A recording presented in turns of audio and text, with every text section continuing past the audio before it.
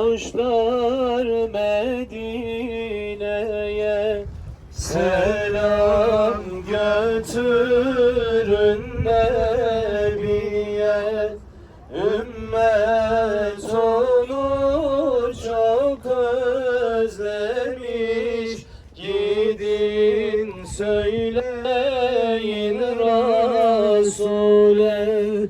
Ümmet onu çok özlemiş, gidin söyleyin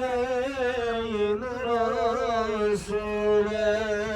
Bedir'de mi, Uhud'da mı, nerede beklesek seni? Safa'da mı, Merve'de mi beklesek ey Nebi seni? Bedir'de mi, Uhud'da mı, nerede beklesek seni?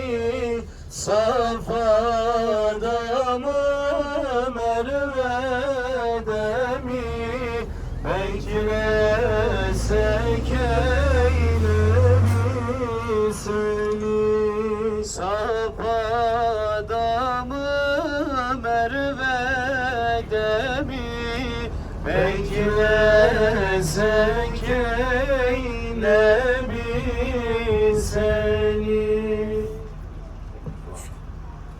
Efendim şöyle hep beraber bir ayağa kalkıp Bedir Şehitliğini buradan bir selamlayalım. Önüne gidelim. Burada mikrofon vardı diye değil mi hocam?